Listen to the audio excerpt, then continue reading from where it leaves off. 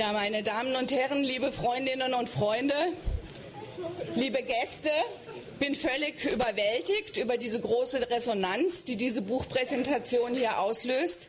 Wir haben es gehofft, aber nicht zu erwarten gewagt. Ich denke, dass Ihr großes Interesse mehr denn je Zeugnis davon ablegt, dass die Wachstumsdiskussion überfällig ist, dass wir sie brauchen. Ich möchte Sie ganz, ganz herzlich willkommen heißen zur Buchpräsentation des Buches von Tim Jackson, Wohlstand ohne Wachstum, Leben und Wirtschaften in einer endlichen Welt. Herzlich willkommen, Tim Jackson, der gleich die wichtigsten Aussagen und Thesen, aber auch die politischen Empfehlungen seines Buches hier in einem Vortrag präsentieren wird. Tim Jackson ist stark nachgefragt, nicht nur hier heute Abend bei Ihnen, sondern auch bei den deutschen Journalistinnen und Journalisten. Er hat bereits einen sehr harten Tag hinter sich mit, glaube ich, insgesamt 8 Interviews, Rundfunkinterviews, Printmedien. Das genau wünschen wir uns. Einen großen Erfolg für dieses Buch, das wir heute präsentieren. Es ist wert natürlich, es zu lesen, sonst hätten wir uns als Heinrich-Böll-Stiftung ja auch nicht entschieden, es herauszugeben beim Ökom Verlag, bei dem ich mich jetzt schon an dieser Stelle ganz herzlich für die Kooperation bedanken möchte. Endlich ist es da, die deutsche Übersetzung des Buches von Tim Jackson. Er hat gerade erzählt, dass das Buch bereits in 12 Sprachen übersetzt wurde, darunter unter anderem in fast alle europäischen Sprachen, inklusive einer Sprache wie Litauisch. Aber, und das glaube ich ist eine sehr, sehr gute Nachricht, es ist auch in 2 Versionen, da muss er mir noch mehr darüber erzählen, ins Chinesische. Die Buchpräsentation in China wird noch stattfinden, die hat noch nicht stattgefunden. Tim Jackson, also ein gefragter Ökonom, ein gefragter Mensch in diesen Tagen. 2009 im August hatte ich zum ersten Mal den Bericht Prosperity Without Growth der britischen Kommission für nachhaltige Entwicklung vorliegen. Und es ist Angelika Zahn, die ich ganz herzlich begrüßen möchte, die mich auf diesen wunderbaren Bericht als erste aufmerksam gemacht hat. Danke dafür. Ich war elektrisiert von diesem Bericht und habe sofort gedacht, dieses Buch passt sehr, sehr gut in die deutsche Debatte. Es muss ins Deutsche übersetzt werden. Wir brauchen ein solches Buch für die spätestens 2008 aufkeimende neue Wachstumsdebatte, die ausgelöst wurde durch die Wirtschafts- und Finanzkrise. Die Klimawandeldebatte hat Mitte der 2000er Jahre wieder volle Fahrt aufgenommen. Ich glaube, Wirtschafts-, Finanzkrise, Klimawandel und erst recht heute mit der Apokalypse in Japan sind wir, glaube ich, alle soweit, grundsätzlicher darüber nachzudenken, was eigentlich nicht stimmt mit unserem Produktions-, Wirtschafts- und Konsummodell. Und ich freue mich wirklich, dass Sie heute Abend so Anteil nehmen an dieser Diskussion. Wir wollen als Heinrich-Böll-Stiftung genau zu diesem Thema, wie geht es weiter mit einem Produktions- und Konsummodell, das die Grenzen des Planeten eben gerade nicht in Betracht zieht, dass sie nicht wahrnimmt, dass Politik nicht ausrichtet hin auf diese Grenzen. Für diese wachstumskritische Debatte wollen wir Impulse geben. Tim Jackson wünscht sich Politikerinnen und Politiker, die mutig sind und es ernst meinen mit der Suche nach Wegen aus der Wachstumsfalle. Und deswegen freue ich mich, dass Jürgen Trittin heute Abend als Fraktionsvorsitzender der Bündnis 90 Die Grünen im Bundestag sich dieser Diskussion stellt. Jürgen, alle Hoffnungen liegen heute Abend auch bei dir, auch in Zukunft. Wir hoffen, dass das Buch auch natürlich gerade bei den Grünen wichtige Denkimpulse auslöst. Das Wachstumsparadigma in Frage zu stellen, ist gerade für Politikerinnen und Politiker heikel. Denn es ist nach wie vor, das Wachstumsparadigma ist nach wie vor das Mantra, nicht nur in Krisen, es ist das Mantra auch in Ländern des sogenannten Südens, der dritten Welt, für Entwicklung, Fortschritt und Wohlstand. Gestern Abend Börsennachrichten im ersten deutschen Fernsehen, 14% Wachstum des deutschen Maschinenexports. So geht es weiter, es wird gefeiert. Alles, was mit Wachstum zu tun hat. Obwohl wir längst wissen, dass wir mit der Endlichkeit der Ressourcen wegen des Klimawandels, aber auch wegen gravierender globaler Ungerechtigkeit mit diesem Wohlstandsmodell, wie wir es kennen, mit diesem Wachstumsmodell nicht weitermachen können wie bisher. Das ist ja auch eine der Kernaussagen von Tim Jackson. Business as usual, weitermachen wie bisher, geht nicht, wenn wir es ernst meinen, damit die Endlichkeit der Ressourcen und Ungleichheitsfragen wirklich politisch zu adressieren und Ungleichheit zu überwinden, den Klimawandel anzugehen. Die Suche nach neuen Wohlstandsmodellen, wachstumsbefriedete Gesellschaften, Wachstumsökonomien und Postwachstumsgesellschaften, die Suche danach ist bereits in vollem Gange und ich finde, darüber sollten wir uns alle freuen. Es war überfällig, weil diese Diskussion eigentlich in den 80er, 90er Jahren, auch dann in den 2000ern vergessen war. Und ich finde es wunderbar, dass wir mit neuen Überlegungen und neuen Herausforderungen anknüpfen an gerade auch die wachstumskritische Debatte aus den 70er Jahren. Sie ist eingeschlafen in between, würde ich sagen. Und ich finde es wunderbar, dass sie wiederbelebt ist und sich viele, viele Menschen auf den Suchprozess machen. Wir als Heinrich-Böll-Stiftung beteiligen uns mit einer ganzen Bandbreite von Initiativen und Aktivitäten an dieser Diskussion um Wege aus dem Wachstumsdilemma. Wir werden, und das möchte ich hier ankündigen, Mitte Mai uns auch als Heinrich-Böll-Stiftung gemeinsam mit der Friedrich-Ebert-Stiftung und der Rosa-Luxemburg-Stiftung an einem Kongress von ATTAC beteiligen, der sich 3 Tage lang, ein Wochenende lang Mitte Mai mit der ganzen Wachstumsdebatte auseinandersetzt, Analysen liefern wird, aber hoffentlich auch Wege aus der Wachstumsfalle anbieten wird. Tim Jackson ist nicht nur heute hier bei uns in Berlin, er war bereits gestern Abend in Göttingen, er geht morgen nach Ilmenau, also in die deutsche, darf ich das sagen, Provinz. Ja, ist okay. Ich finde das gut, dass wir hier die Diskussion nicht immer nur auf Diskurse in Berlin fokussieren, sondern eben auch in die ganzen Bundesländer gehen. Dort gibt es viele Menschen, die hungrig sind nach dieser Diskussion. Im Mai wird Tim Jackson ebenfalls auf dem ATTAC-Kongress dabei sein. Und er wird ein weiteres Mal auch im Mai auf Tour gehen mit dem Buch durch einige Städte in der Bundesrepublik, unter anderem auch nach München, nach Nordrhein-Westfalen und so weiter. Das Buch von Tim Jackson passt wunderbar, wie ich finde, in die Diskussion in der Vorbereitung auf die Rio-Konferenz, Rio plus 20. 2012 wird in Rio de Janeiro ein weiteres Mal sich die Weltöffentlichkeit versuchen und auch die Politik versuchen, damit auseinanderzusetzen, was eigentlich aus unseren Visionen und Vorstellungen zur Nachhaltigkeit geworden ist, 20 Jahre nach dem Erdgipfel 1992. Und ich finde, wir sollten alle dazu beitragen, und wir werden das auch als globales Netzwerk Heinrich-Böll-Stiftung tun, dass Tim Jacksons Buch Pflichtlektüre für alle diejenigen wird, die in Rio 2012 sich erneut mit der Revitalisierung des Begriffes von Nachhaltigkeit beschäftigen wollen und die sich auseinandersetzen wollen, wie eigentlich Zukunftsfähigkeit aussehen soll, wie Green Economy ausgestaltet werden soll. Tim Jackson als Wirtschaftsprofessor hat hier viele, viele gute Anregungen und Empfehlungen zu liefern.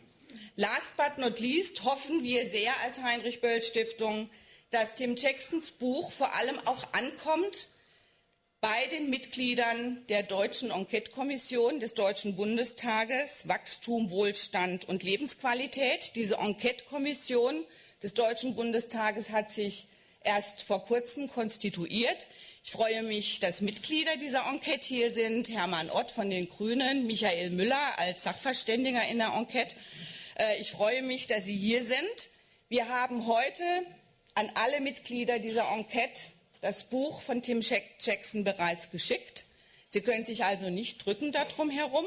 Sie müssen es lesen und wir hoffen wirklich, dass dieses Buch fliegt, nicht nur heute Abend, sondern viele Diskussionen auslöst. Ganz zum Schluss möchte mich noch mal ganz, ganz herzlich für die Kooperation mit dem Ökom Verlag bedanken. Ein großes Dankeschön geht an unseren Lektor in der Heinrich-Böll-Stiftung, Bernd Reinberg, der dieses Buch betreut hat. Es ist ja auch aktualisiert worden. Es gibt auch ein paar deutsche Bezüge zusätzlich zur Ursprungsversion der englischen. Es wurde betreut von Tilman Santarius, Ökologiereferent, Georg Kössler, Klimareferent in der Heinrich-Böll-Stiftung. Ich möchte allen ganz herzlich danken und natürlich jetzt ganz zuletzt Tim Jackson, Jürgen Trittin für die Debatte, die jetzt gleich beginnen wird, beziehungsweise erst der Vortrag. Und ich möchte weitergeben an Christiane, Redakteurin der ZEIT, die diesen Abend moderieren wird. Ich hoffe, wir halten es alle aus in dieser heißen Luft hier. Es gibt hoffentlich eine gute, heiße Diskussion. Herzlichen Dank dafür. Viel Spaß heute Abend.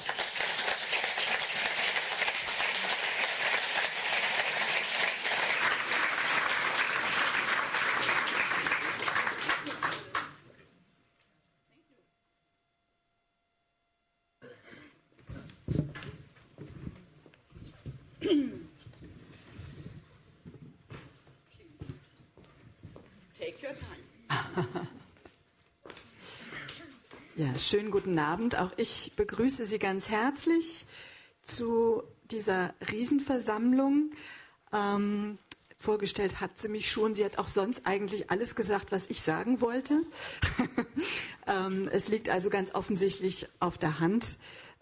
Auch ich wollte sagen, dass uns die Debatten über Biostritt, über die steigenden Nahrungspreise, über das hoffentlich Ende der Atomenergie und viele andere Fragen Probleme, die Grenzen der Ressourcen aufzeigen, dazu bringen, über das Thema Wachstum reden zu müssen und an eine Schwelle bringen, die uns wahrscheinlich heute Abend ganz besonders beschäftigt wird, nämlich die Frage, reicht es, sich dabei auf neue Technologien, eine Energiewende, 100%-Szenarios und ähnliche fortschrittliche Ansätze zu beschränken, oder müssen wir tatsächlich noch konsequenter sein und das Wirtschaftswachstum überdenken, zumindest Teile seiner Gesetzmäßigkeiten, vielleicht das ganze Wirtschaftssystem.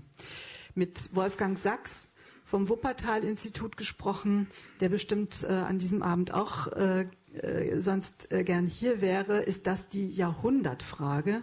Wie kann eine gedeihlich funktionierende Wirtschaft aussehen, die nicht wachsen muss? Und diese Frage, das hat Barbara Unmüßig auch schon gesagt, ist keineswegs neu, sondern wurde in den 80er Jahren schon einmal intensiv diskutiert. Es ist kein Zufall, dass sie danach vergessen wurde. Sie ist in 20 Jahren, wie ich meine, neoliberaler Ideologie systematisch erstickt worden und holt uns jetzt leider auf einer höheren Ebene auch der planetarischen Zerstörung wieder ein. Wir werden diese Diskussion heute Abend hier führen, so wie das der französische Präsident tut, wie das Meinhard Miegel in der Denkfabrik tut, wie das die Enquete-Kommission im Bundestag tut. Ich finde es auch sehr erfreulich, dass das Thema jetzt an vielen Stellen in die öffentlichen Foren gerät. Dieses Forum ist sehr voll, deswegen ein kleiner organisatorischer Hinweis. Wer eine Schwäche für Hörfunk hat und klaustrophobische Züge, kann sich draußen auf die Treppe sitzen. Dorthin wird nämlich unser Gespräch übertragen. Das heißt, da gäbe es zumindest ein bisschen mehr Platz. Raus mit euch wollte ich jetzt so direkt nicht sagen. Nun aber ganz herzliche Begrüßung für Tim Jackson. Ich weiß gar nicht, ob ich die beiden hier tatsächlich noch vorstellen soll. Für die wenigen, die es nicht wissen, trotzdem ganz kurz. Er ist Professor für nachhaltige Entwicklung an der Universität Surrey in England und hat außerdem eine Forschungsgruppe über Lebensstile, Werte und Umwelt mit dem schönen Namen Resolve gegründet. Das ist ein Akronym und heißt auf Deutsch lösen, weswegen es mir schon sehr gefällt. Er hat aber gerade auch erzählt, dass es außerdem ein Medikament gegen Kater gibt, das auch Resolve heißt. Und die Metaphorik ist vielleicht gar nicht so schlecht, wenn wir davon ausgehen, dass die Party vorbei ist. Tim Jackson ist seit einigen Jahren Wirtschaftsberater der englischen Regierung. Jedenfalls war das, solange es sie gab, und es gibt sie leider seit kurzem nicht mehr. In diesem Gremium, auch da hat er versucht, darüber nachzudenken, wie man Wohlstand neu definieren kann. Und das tut er auch im Rahmen des Umweltprogramms der Grünen. Herzlich willkommen, Tim Jackson.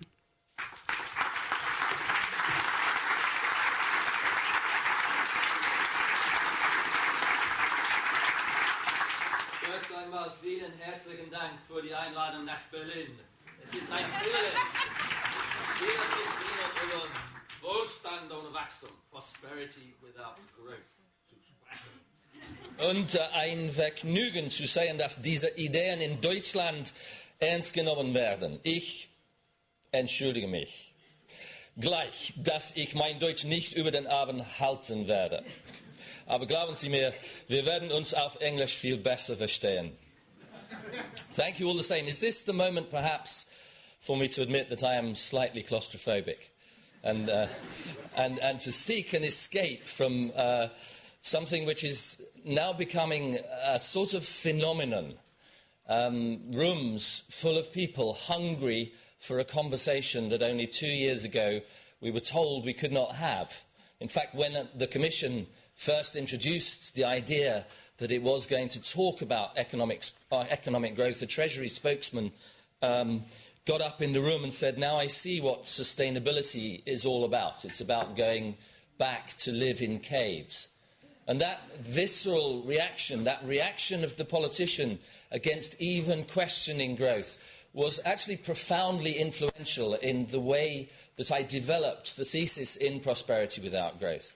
But before I explore a little bit of that, let me tell you about how Treasury came back into the story after the report was published, indeed after the book was republished, and after the Financial Times, very strangely, had put it on their Books of the Year list. It suddenly became a conversation where the British Treasury said, perhaps we should get this guy, this Tim Jackson, back into Treasury and get him to talk to us about the ideas in the book. So I willingly accepted. And when I got to the room, what did I find? Actually, interestingly, I found standing room only. Before you get too excited, though, I should confess there were only 8 chairs in that room. Presumably the Treasury believed that the market for chairs would somehow match supply with demand, and unfortunately their economic model failed on that occasion to give people Wohlstand, although it gave them, of course, a lot of very interesting ideas which they promptly forgot.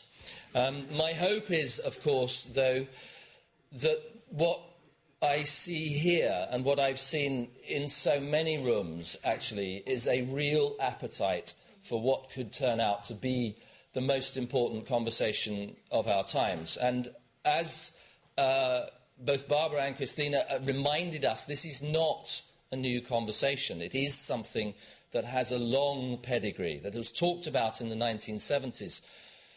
And one of the strangest experiences I had after Prosperity Without Growth was launched was, well, actually on the evening in which it was launched, I had an experience that made me think I had done something rather foolish. I had a phone call, in fact, from an unnamed official in an unnamed department telling me that number 10 in an unnamed street in London had gone ballistic. And in fact, suddenly having realised that its own commission was about to publish a report on prosperity without growth, they got very, very cold feet, that they in fact were furious. Anger, personal anger was directed both at the commission and at myself. And I began to wonder if this was the career path that my parents had foreseen for me. But it was, in spite of that, instructive to me that this visceral response of policy to the questioning of growth was there. And I began to see, in fact, through that visceral questioning, that this is, and perhaps it is the only thing that Prosperity Without Growth brings to the debate that is different and that is new, that we have to approach this as a very, very profound dilemma. If it were easy to dismantle growth, then surely the Green Party from 30, 40 years ago would have been listened to. If it were easy to dismantle growth, then we would have met our climate change targets. We would have addressed the problem of resource scarcity, we would have halted the loss of biodiversity, seeing how plainly our growth-based model was leading to unsustainability. And the real crux issue here is that we know those things. We know that this growth model is unsustainable. Politicians know that it's unsustainable. Politicians have quite legitimate social and ecological objectives that they aspire to, that they achieve, that they put legislation down in order to achieve. And they understand that the demands of curbing the excesses of materialistic growth are ones that have an increasingly urgent timescale. And yet, in spite of these realizations, serious demands of the environment, in spite of the challenge of climate change and the prospect of resource scarcity, questioning growth is still the most difficult thing to do. And the reason it's such a difficult thing to do is a part of this dilemma. A dilemma has two horns. If the first horn is that growth is unsustainable, then the second horn is that degrowth, a non-growing economy. Personally, I prefer the French term décroissance, which sounds vaguely appetizing, something you might want for breakfast. But actually, décroissance, degrowth, the paradox is, the dilemma is that degrowth is unstable. We do not know how to make economies work when they're not growing. That's the reality. And that reality is brought home to us, was brought home to us during the recession, during the financial crisis. It's been brought home to us over the years that actually our economics is built very specifically around an idea of consumption growth. Our investment is structured to invest in productive assets, to expand consumer markets. And that expansion of consumer markets around new, exciting consumer products has, as it turns out, a perfect counterpart in us, in people, because we love new stuff.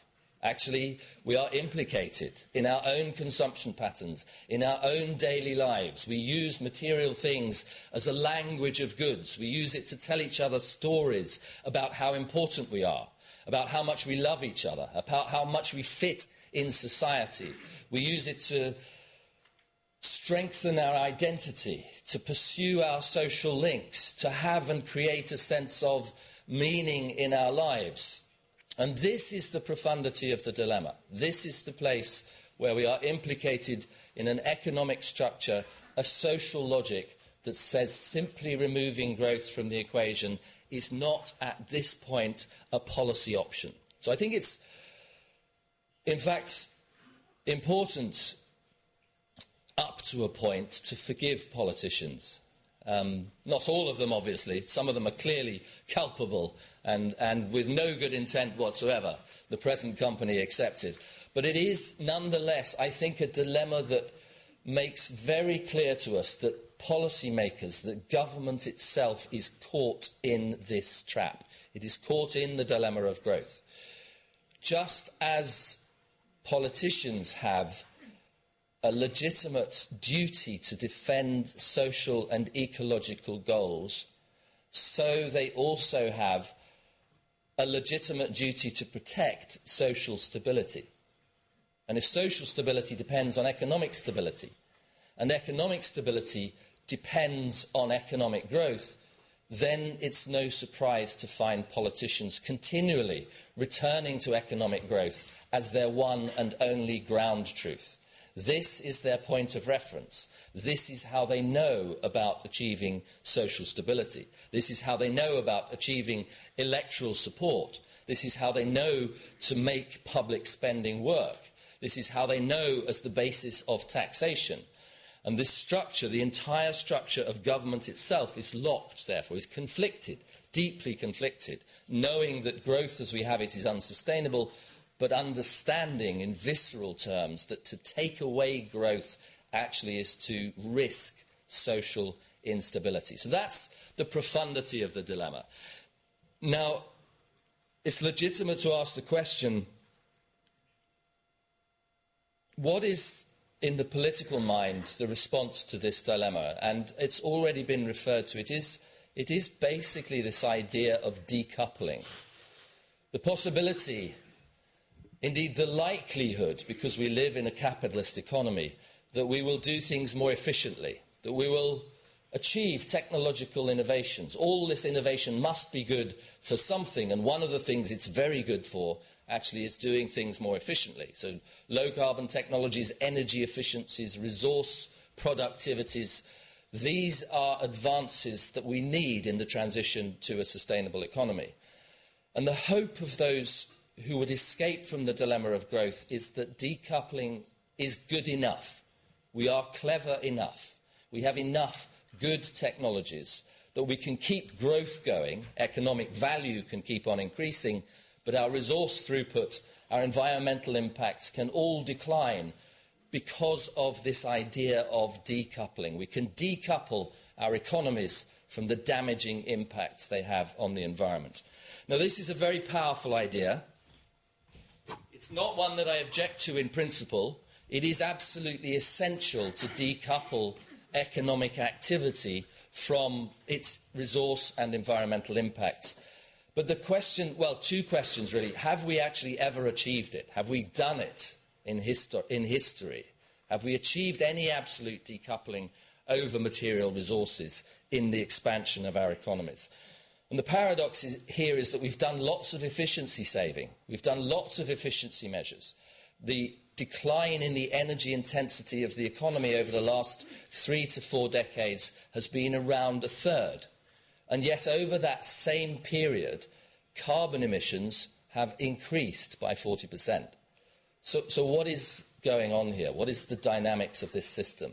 This is a system, an economy that prizes efficiency, that likes to reduce its input costs because that actually maximises its revenues. It's a system in which technological innovation delivers us efficiency improvements, but in the same token, it expands the demand of the economy as a whole. Consumption itself hasn't stopped. The demand for consumer goods hasn't stopped. And scale, the sheer scale of economic activity at the global level, simply outweighs efficiency time and time again. It's like trying to run up the down escalator. And the faster you run, the faster the escalator is moving downwards. It's like the Red Queen in Lewis Carroll's Through the Looking Glass, running faster and faster to keep up with those who are also running faster and faster because they're also trying to keep up. We're implicated in technological processes, in economic institutions, and in a social logic where the expansion of consumption, the expansion of demand simply overwhelms the best of our technological efforts. And it is a slightly complex argument. I'm often accused, particularly by the technological optimists, of simply downplaying technological possibility. One of my examples points to the speed with which we would have to decarbonise our economies if we were, for example, to achieve an equitable world of 9 billion people in 2050, all aspiring to Western incomes, with those incomes still growing at 2% per year and trying to meet our carbon targets. And the numbers are heroic. It turns out that we need to reduce the carbon intensity of activity something like 130-fold, at least 10 times faster than anything we've ever done in the entirety of industrial history. And beyond that period, we have to reduce the carbon intensity of the economy even further because it's still growing. And by the end of the century, we need an economy that is pulling carbon out of the atmosphere rather than pushing carbon into the atmosphere. It is a huge, almost magical sense of wishful thinking about the ability of technology. But interestingly, my argument here is that this may well be possible. This may well be technologically possible. There may be carbon-reducing technologies that we could implement at that kind of speed.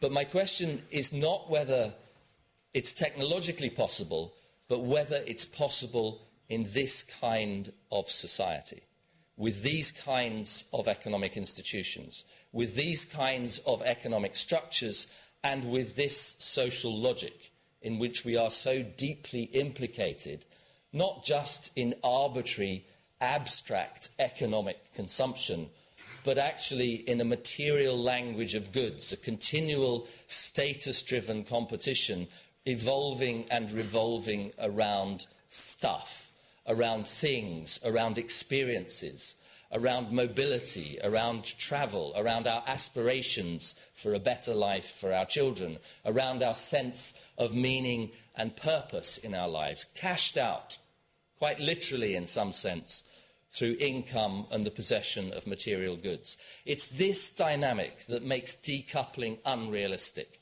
not technological possibility, but the structure and nature of society itself. And this is a system in which neither government nor business nor people, individuals, are entirely free. In fact, if as a consumer you want to get off the treadmill, you want to decide not to consume, there's a myriad of signals trying to persuade you back into consumption.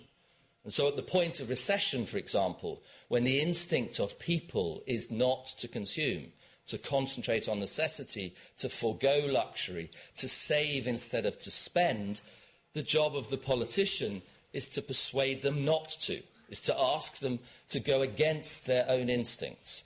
Keynes called this the paradox of thrift. The worst thing to do in a recession, from conventional economic terms, is to save, because in saving you slow down the recovery.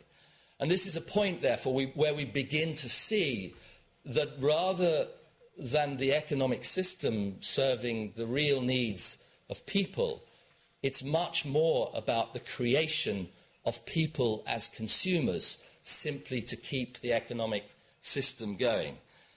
There's a quote that very quickly did the rounds in Twitter, which I've said so many times in English that I balk at saying it again, so I thought I might try it in German.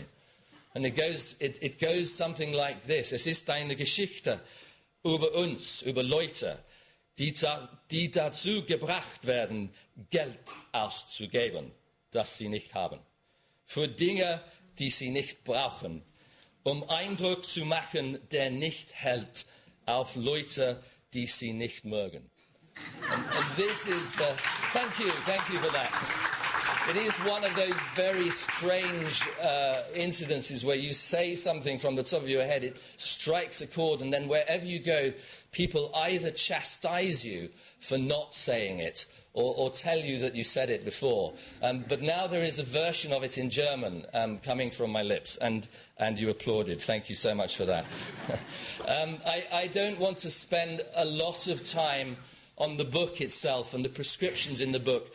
Suffice it to say here, it is much better, I think, to get on to the discussion, but let me just indicate where, for me, the avenues of exploration lie.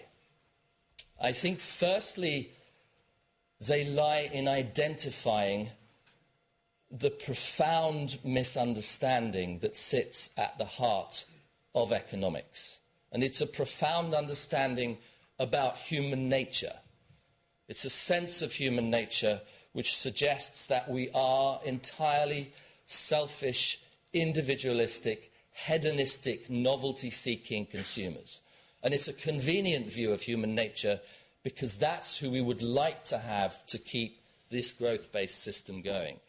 But actually, as my example of the recession shows, as anybody's individual experience shows, it's not an accurate reflection of who we are. We all know that the selfish tendency is balanced by an altruistic tendency. Social psychology even tells us there's an evolutionary basis for this tension in the psyche. Selfish behaviours only work under certain evolutionary conditions.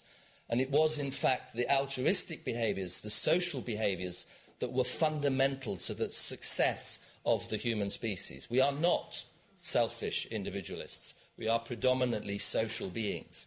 And likewise, social psychology points to a tension between novelty-seeking, this hedonistic, pleasure-seeking person, who I know from personal experience lives here inside me, as it does probably in many of you, but is balanced in our natures by a conservationist, a traditionalist perspective that seeks the stability of the long term.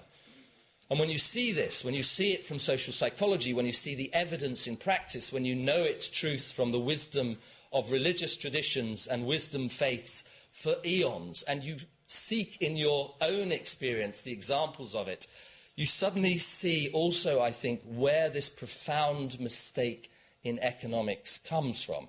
It comes from privileging one small part of the human psyche and believing that this is what human nature is about. It's not. Social psychology tells us it's not. Wisdom tells us it's not. And our task here becomes clearer as well, because instead of building institutions based on the assumption that what we need to do is incentivize those selfish novelty-seeking behaviours, we open up a new realm of possibility, a set of institutions that recognise the tension between selfish and other regarding behaviours, that recognise the tension between novelty-seeking and traditional behaviours, institutions that lengthen our time horizons, that reduce our sense of a fast financial return on investment, that seek a longer, more embedded perspective in which returns flow to the community, in which ecological returns and social returns are measured and valued with equal importance to financial returns. Is it possible to devise these institutions?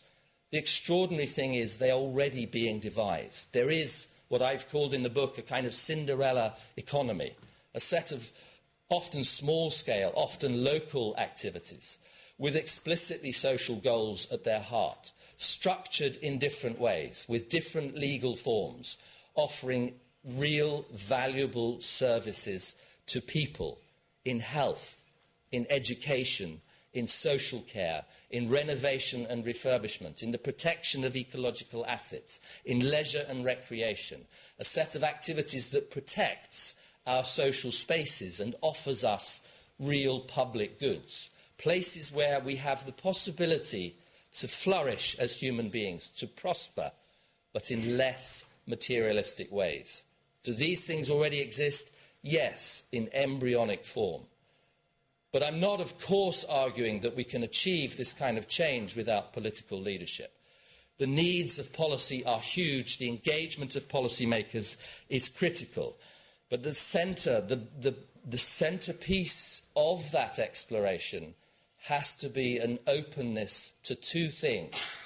One is the profundity of the dilemma that we face and a willingness to engage in that conversation.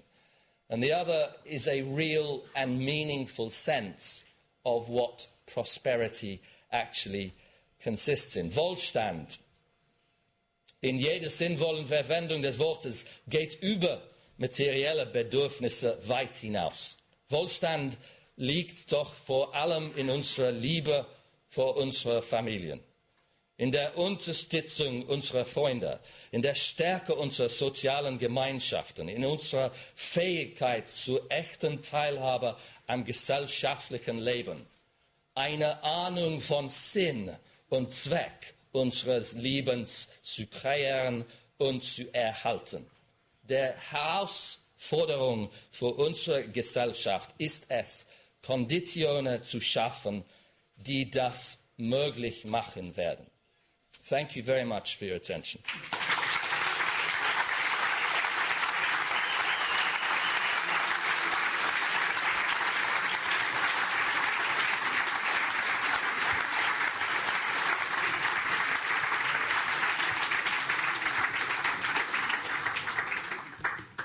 Ganz herzlichen Dank, Tim Jackson, für diesen wunderbaren Vortrag. Sie sind gerade schon so schnell zum Podium gejoggt, dass ich gar nicht sagen konnte, wie der Abend verläuft. Wir werden gleich als erstes eine Reaktion von Jürgen Trittin hören, den ich auch noch gar nicht begrüßen konnte, was ich nunmehr umso herzlicher tue. Vorstellen muss ich Ihnen wahrscheinlich wirklich nicht, auch dazu aber wenigstens einen Satz. Er ist, und das meine ich jetzt nicht altersmäßig, ein grünes Urgestein, kann man glaube ich sagen, seit den frühen 80er Jahren, engagiert bei den Grünen in auf sämtlichen politischen Ebenen, von der Gemeinde über den Landtag, den niedersächsischer Minister und Bundesminister für Umwelt und jetzt im Bundestag gerade Fraktionsvorsitzender seiner Partei. Herzlich willkommen. Er wird das Privileg haben, als Erster auf Tim Jacksons wunderbare Anregungen zu reagieren. Danach nehme ich mir das Privileg und danach dürfen Sie. Also, es hieß ja, dass hier möglicherweise einiges, sagte Barbara Unmüßig, auch für die Grünen zu lernen sei. Nun sind wir gespannt, was Jürgen Trittin gelernt hat.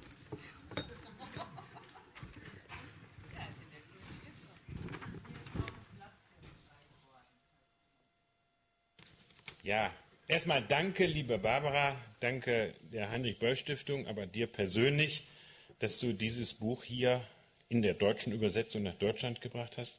Da hast du mich in eine neue Rolle gebracht. Ich werde Werbeträger. Ich soll Wachstum befördern, nämlich den Absatz dieses Buches. Das tue ich gerne. Also kaufen Sie dieses Buch, lesen Sie es. Lesen Sie Tim Jackson, ist wichtig.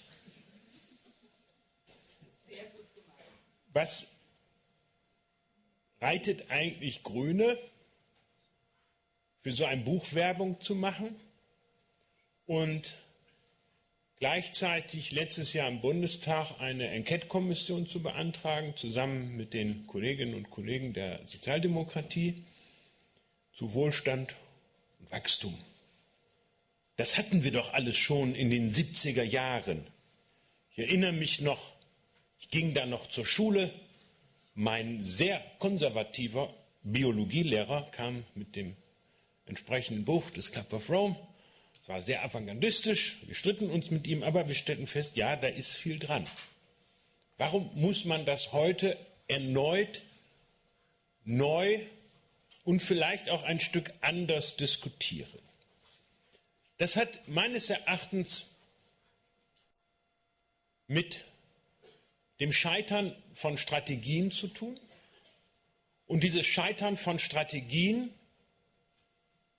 hat etwas zu tun, dass man Dinge gleichgesetzt hat, die man nicht gleichsetzen sollte. Mit dem Scheitern von Strategien meine ich eine losgelöste, reine Effizienzstrategie. Und Effizienz darf man nicht gleichsetzen mit Entkoppelung. Das aber ist unter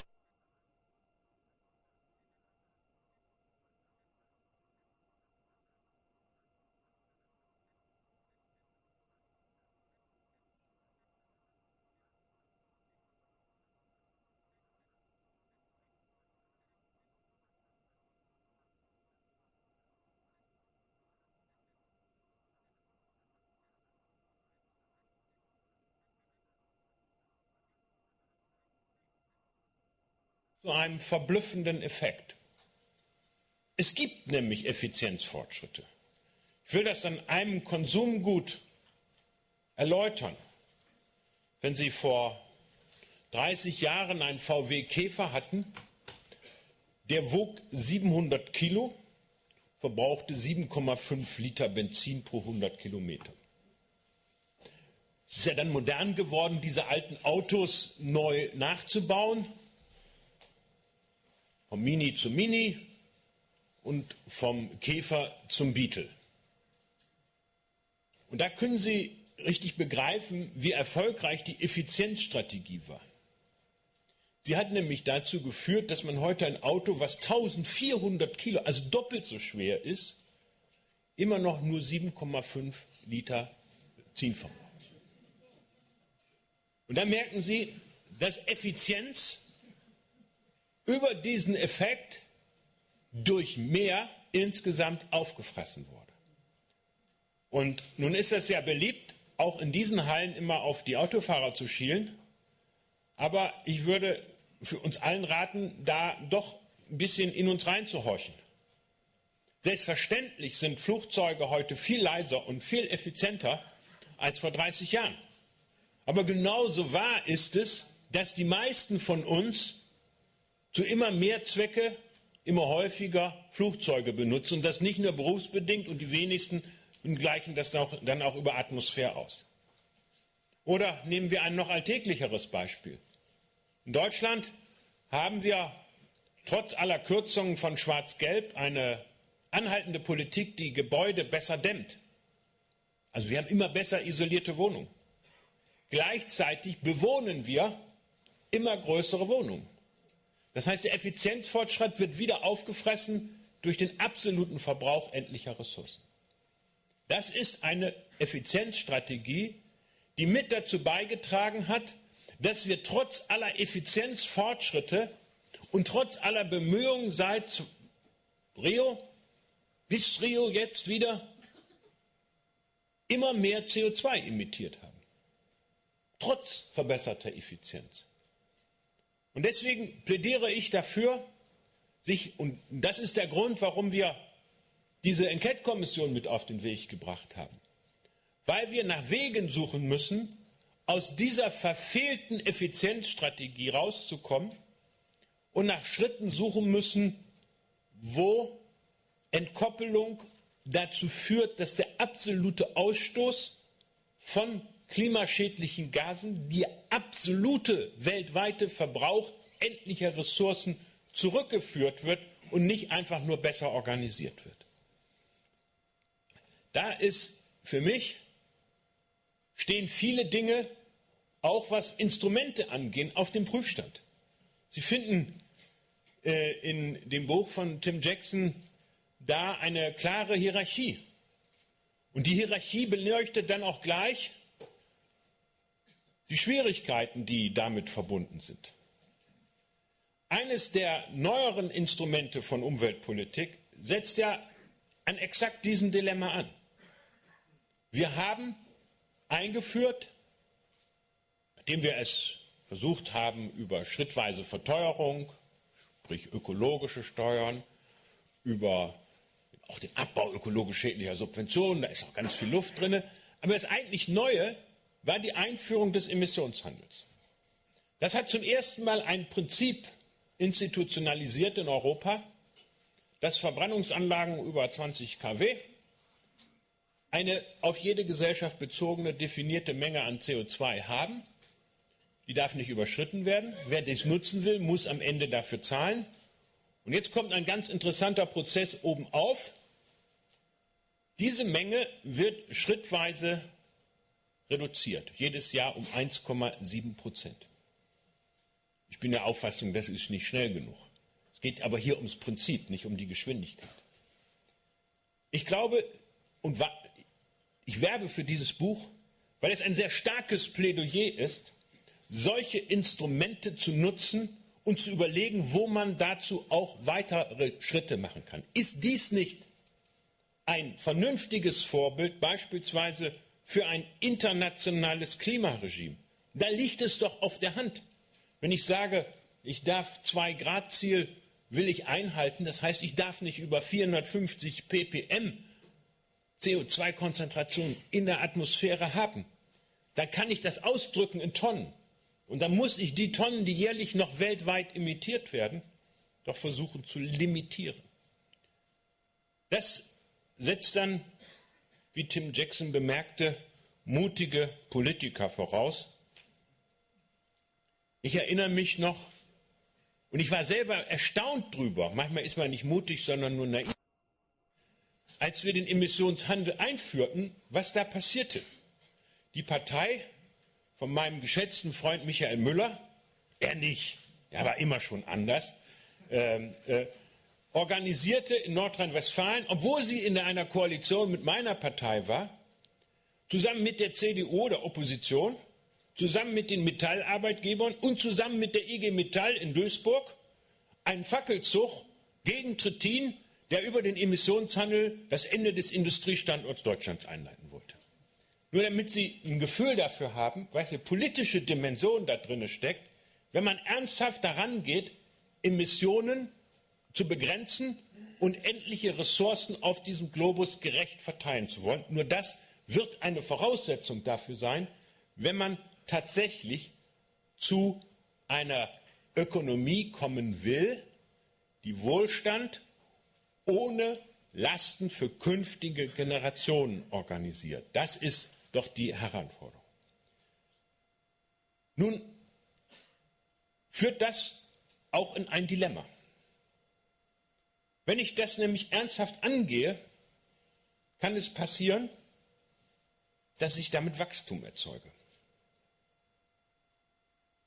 Und ich muss den Mut haben zu sagen, wo ich was abbaue. Also wer Wachstum kritisieren will, muss den Mut haben zu sagen, was schrumpfen soll. Ein Mut, der ist zurzeit nicht so besonders groß, sind inzwischen alle dafür, dass man die Atomenergie schrumpfen muss. Möglichst schnell, über das Wie des Schnells gibt es Streit, aber im Kern sind jetzt alle, auch die, die eben noch meinten, das sollte noch eine Weile wachsen, dafür, dass das jetzt schrumpft. Wenn man das will,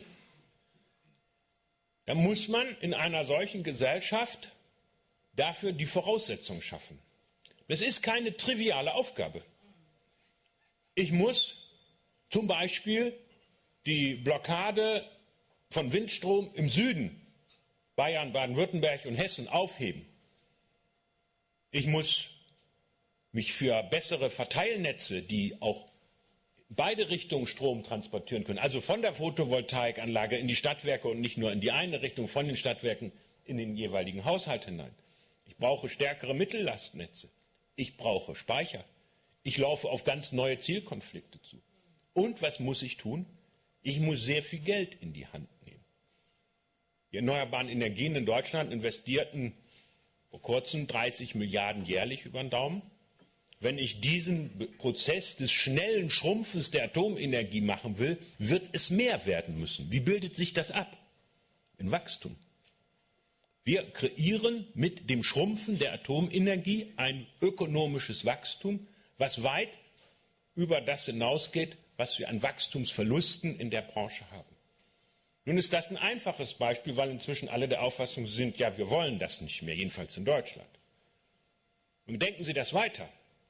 Nehmen wir es ernst mit dem 2-Grad-Ziel in Deutschland, dann müssen wir dahin kommen, 100% erneuerbar zu werden. Das verträgt sich nicht mit der Kohle. Das heißt, die Botschaft ist auch, perspektivisch müssen wir das Schrumpfen der Kohle organisieren in dieser Gesellschaft.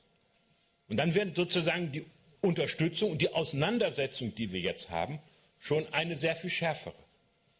Ich habe diese Beispiele bewusst genommen, weil ich glaube, da ist man ein bisschen an dem Dilemma dran, warum man sich oft so einfach in diese bloß Effizienzstrategie reingestohlen hat, weil man nämlich da das Neue machen konnte, ohne das Alte schrumpfen zu lassen.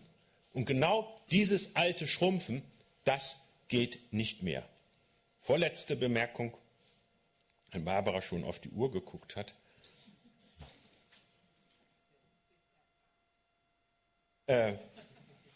Es gibt einen Bereich, wo, wenn ich die Forderungen gerade von Tim Jackson übernehme, glaube, wir auch Wachstum erzeugen werden. Wir werden auch Wachstum erzeugen, wenn wir es ernst meinen, gleiche Lebenschancen, Zugang zu Bildung zu realisieren, global, weltweit. Zugang zu Bildung, zu Information setzt zwingend beispielsweise nicht nur Zugang zu den Basislebensmitteln, man darf nicht hungern, man muss sauberes Wasser haben, sondern setzt Zugang zu Elektrizität voraus. Das ist bei 1,6 Milliarden Menschen auf diesem Globus nicht der Fall.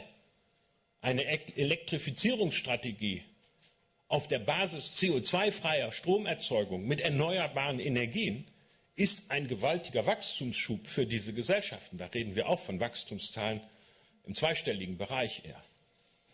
Ich glaube aber, dass wir uns dazu klar bekennen sollten, denn es ist ein Unterschied, ob wir Schrumpfungsprozesse organisieren in Gesellschaften, die weit von materiellen Nöten in der Summe, da gibt es immer noch Verteilungsprobleme, auch krasse Verteilungsungerechtigkeiten in diesen Gesellschaften, und denen, wo solche Basisbedingungen, nämlich kein Hunger, sauberes Wasser und Zugang zu Informationen und Bildung da sind. Genau dafür werden wir auch uns einsetzen müssen. Letzte Bemerkung, und deswegen glaube ich,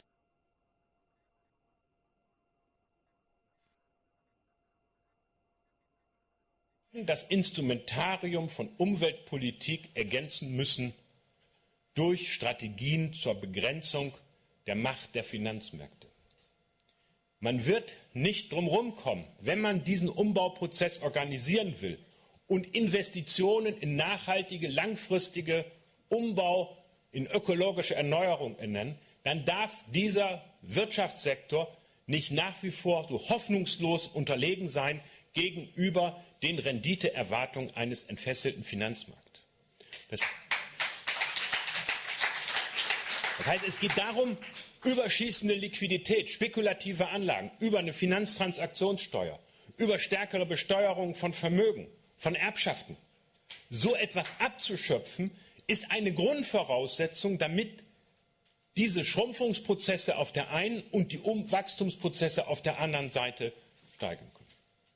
Ich glaube, dass wir dafür eine gesellschaftliche Verantwortung haben. Da bin ich beim letzten Begriffspaar. Ich glaube, wir brauchen einen Abbau im Umbau und keinen Abriss im Abbau. Abriss ist das, was in der Finanzkrise stattgefunden hat. Eigentlich müssten alle Wachstumskritiker froh sein. -6% Wachstum des Bruttosozialprodukts. Hurra! Hat sich übrigens auch in CO2-Bilanzen niedergeschlagen. Positiv. Also es hat weniger CO2. Nun guckt euch mal an, was politisch in Europa passiert ist. Gucken Sie sich an, was politisch in Europa passiert ist.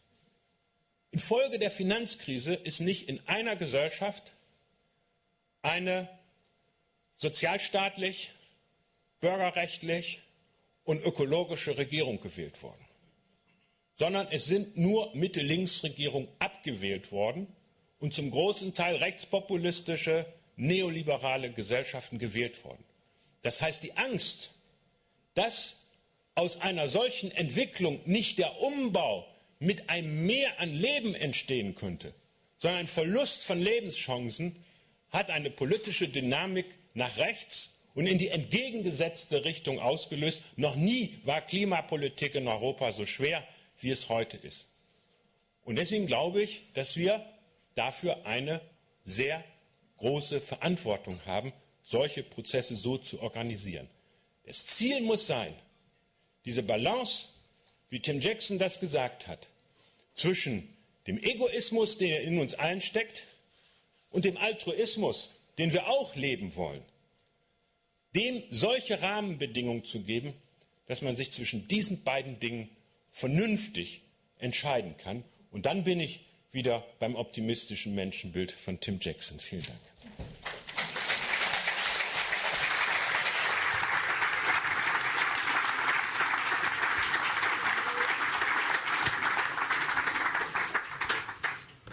Ja, vielen Dank, Jürgen Trittin. Sie haben gesprochen von der Balance zwischen dem Lieben und dem Bösen in uns, um es mal etwas platter zu sagen. Ich denke, hier ist auch deutlich geworden, dass es eine Balance geben muss zwischen eigentlich 3 Beinen. Auf der einen Seite der Effizienz, von der Sie gesprochen haben, der Entkopplung, auf der anderen Seite der Energiewende, die uns von den klimaschädlichen Gasen befreit. Und auf der dritten Ebene die Suffizienz, den Lebensstilwandel. Denn wir haben inzwischen doch so viele Stellen erlebt, wo, ich nenne nur den Biosprit, sich zeigt, dass die beiden anderen Strategien alleine wahrscheinlich nicht reichen, dass es 3 Füße sein müssen. Und mein Eindruck ist, es gibt hier so bestimmte Unterschiede in den Prioritäten. Deswegen meine Frage zuerst an Tim Jackson, bei dem das neue Wohlstandsmodell und die Suffizienzebene, so empfinde ich es, im Vordergrund steht. Jürgen Trittin hat gerade gesagt, wir müssen eigentlich, selbst wenn wir die Energiewende erreichen wollen, selbst wenn wir Effizienz erzielen wollen, erstmal wachsen. Das heißt, wir müssen, so habe ich das verstanden. Also. Ich habe gesagt, es kann dann Wachstum passieren, das würde ich in Kauf nehmen. Ja, das finde ich aber doch eine interessante Frage. Ist das positives Wachstum? Wir sehen es ja im Moment. Das ist ja sogar im Augenblick eines der stärksten Argumente für die erneuerbaren Energien, das auch offensiv ins Feld geführt wird, dass es dabei sehr viel Wirtschaftswachstum inklusive Arbeitsplätzen und alles andere gibt. Also ist das sozusagen ein konstruktives Wachstum? Darf das steigen, damit wir dann hinterher auf einer anderen, ökologisch verträglicheren Ebene weitermachen können? I think, first of all, the first thing I should say is just to express very clearly with Jürgen my agreement that there are places where growth really does matter. And one of those places is in the poorest countries of the world. If you look at human development indicators, it is shown very clearly that with income growth comes very clear improvements in life expectancy, reductions in infant mortality, improvements in participation in education, increases in life satisfaction and happiness. All of these things happen in the poorest countries when you engage in income growth and development in those countries. Now, that is very clear that kind of growth is needed. It's also clear that we need some growth in renewable energy sector.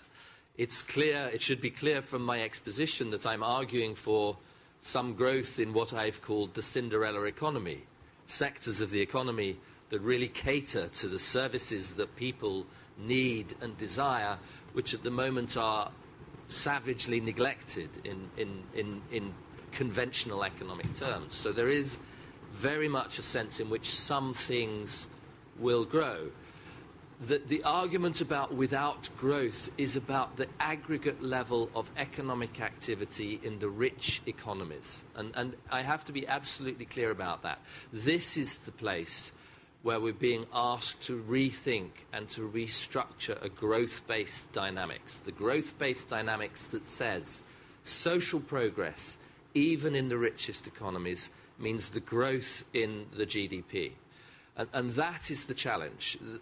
Whether you get back that growth by investing in a Cinderella economy, whether you get it back by investing in renewable energy technologies, is almost an irrelevant question. I suspect, and I suspect the economics tells you, that you don't get it back. And that's why we haven't had the speed of transformation in renewable energies that we would like to see, because the returns, although sometimes good, are not good enough to satisfy short-term financial markets structured around high returns on investment.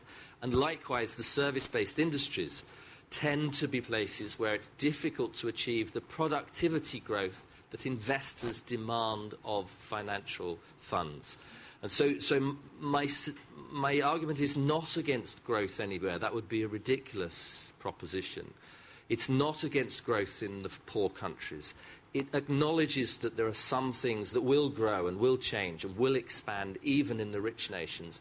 It is quite explicitly to say there may well be limits to the expansion of GDP for the rich economies, and that doesn't necessarily mean that we have less prosperity. We could maybe just have better lives with more stuff, with less stuff. We could definitely have more stuff. I've had a very long day with lots of questions and many interviews, and so some things come out wrong. But actually, interestingly, I mean, I did refer very briefly to the devil within. You know, the devil consumer who sits in me as it does in all of us. And actually, it is interesting to contemplate. One of my questioners this afternoon pushed me on this. How much, you know, where were my devils? Where were my desires? Where were my consumption appetites? And so I pointed to my walking boots. And here they are. This is the consumer Jackson. This is the Jackson who is obsessed with being able to walk places and will spend too much money buying Italian walking boots made in Romania for English citizens. Ich Ich würde das als extrem nachhaltige Investitionen bezeichnen, weil sie sehen A, langlebig aus und zweitens gehen sie damit wandern und tun in der Zeit nichts anderes Konsumistisches. Aber Jürgen Trittin, an Sie die umgekehrte Frage. Mir ist noch nicht ganz klar, welches Verhältnis Sie zur Suffizienz haben. Mein Eindruck ist, mag subjektiv sein, dass die Grünen an dieser Stelle ein bisschen zurückschrecken.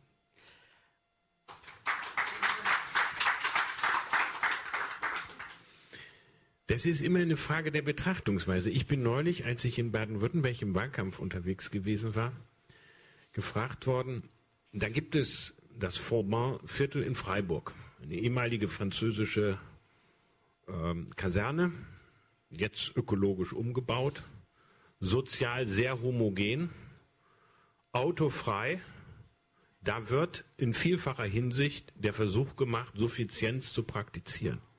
Und da habe ich dann die Frage gekriegt, wenn die Grünen sich nur darauf schützen, ist das nicht spießig? Nein, das ist nicht spießig. Das ist der Versuch, dieses zu praktizieren mit weniger Gründen. Und viele Leute, die nicht volle Stellen arbeiten, auch Männer, also nicht Teilzeit sozusagen als Verdammnis der Frauen, sondern als Privileg für beide Geschlechter. Da sind viele drin, die versuchen, Kinder gemeinsam zu erziehen, die ihre Ernährung haben. Da wird mit Sicherheit weniger Fleisch gegessen als anderswo. Und das ist der Versuch, dieses zu organisieren. Ich glaube, dass wir das Problem eher haben, dass diese Chancen, sich so zu organisieren, in dieser Gesellschaft immer noch von spezifischen sozialen Lagen abhängen. Nämlich davon abhängen, ob Menschen die Bildung und die Voraussetzungen dafür haben und mit davon abhängen, ob sie es sich leisten können. Wenn Sie mit Menschen reden, alleinerziehende Mütter, die in dieser Gesellschaft auf Arbeitslosengeld II angewiesen sind und ihre Kinder versuchen, vegetarisch mit frischem Gemüse zu ernähren, dann wünsche ich viel Vergnügen.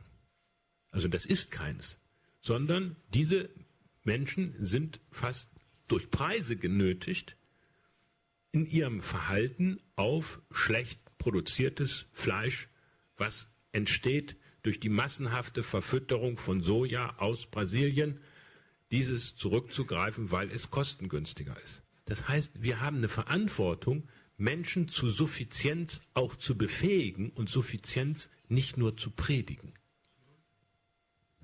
Ja, das...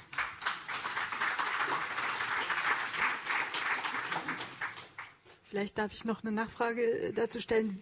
Wie tun Sie das? Denken Sie, dass die Grünen darüber genug diskutieren, über diesen sozialen Aspekt? Also ich finde, dass er öffentlich nicht sehr offensiv vertreten wird. Und noch eine dritte Frage im gleichen Kontext. Die Grünen haben ja vor allen Dingen den Green New Deal auf die Fahnen geschrieben. Auch da fehlt mir bisher die Ebene, die Ebene der gesellschaftlichen Organisation, oder wie haben Sie das so schön gesagt, dieser Pfade, auf denen man dann sucht nach neuen Lebensformen, nach neuen Möglichkeiten, die eben auch die sozial nicht ganz so Betuchten wie in Freiburg mit einbeziehen. Also, dass wir nicht glauben, alle Weisheit hier schon zu besitzen, das war ja Ausgangspunkt meiner Rede, als wir gesagt haben, wir schicken den Hermann Ott und die Kerstin André mit Martin Jenecke und Professor Schneidewind in eine Enquete-Kommission, wo sie mit anderen genau über solche Fragen, auch zum Beispiel des Ausbalancierens sozialer Gerechtigkeit, unter Berücksichtigung der objektiven Grenzen der Belastung der Natur und der Berücksichtigung eines Primats auch der Begrenzung des Verbrauchs von Ressourcen angeht. Das heißt, wir haben Antworten, wir glauben aber, dass diese Antworten jedenfalls unseren Standards an dieser Stelle so nicht genügen und deswegen wollen wir uns auch einem solchen Diskurs stellen und deswegen auch eben Werbung für solche Gedankeneinsätze wie Tim Jackson. Hinter dem Green New Deal steht mehr als eine Idee einer bloß technischen Umverteilung von Haushaltsmitteln. Dahinter steht schon das Prinzip eines neuen grünen Gesellschaftsvertrages, wo die Gesellschaft und nicht der Staat sich darüber verständigt, wohin sich diese Gesellschaft entwickeln soll. Und dass diese Entwicklung nicht gleichzusetzen ist mit dem absoluten Wachstum, sondern mit Entscheidungen darüber, welche Bereiche der Gesellschaft eben nicht wachsen, sondern sogar schrumpfen sollen, welche anderen Bereiche ausgebaut werden, wie wir insgesamt die gesellschaftlichen Anstrengungen umbauen zugunsten von mehr Klimaschutz, mehr Teilhabe, und mehr Teilhabe heißt immer auch mehr Bildung an dieser Stelle. Das ist die Idee, die dahinter steht. Das ist nicht nur ein alternatives Konjunkturprogramm zur Wiederbelebung des alten Keynesianismus im grünen Gewande. Manche haben das behauptet. Vielleicht ist es aber ja richtig, dass es einen Prozess geben muss. Mir selber ist manchmal auch schon ein bisschen unwohl, wenn ich immer diese Hochrechnungen bis 2050 sehe. Das sind 40 Jahre, in denen passiert verdammt viel. Wir haben das alle selber erlebt, was selbst in 30 Jahren alles passieren kann. Mauern können einstürzen und erneuerbare Energien auf einmal 17% erreichen, obwohl sie bis vor kurzem noch naturgesetzmäßig angeblich nur 4 erreichen konnten, wie die Industrie behauptet hat. Trotzdem, wenn wir uns auf diesen Weg machen wollen, der Veränderung, wo sehen Sie beide die Akteure in der Gesellschaft, die da gesprächsbereit sind, nach vorne gucken, in der Politik, in der Wirtschaft, wo auch immer? Vielleicht können Sie konstruktive Beispiele auch aus Ihren Erfahrungen erzählen, vielleicht erst Tim Jackson und dann Jürgen Trittin. Und derweil sammle ich aber auch schon Wortmeldungen ein. Genau, das habe ich mir gedacht.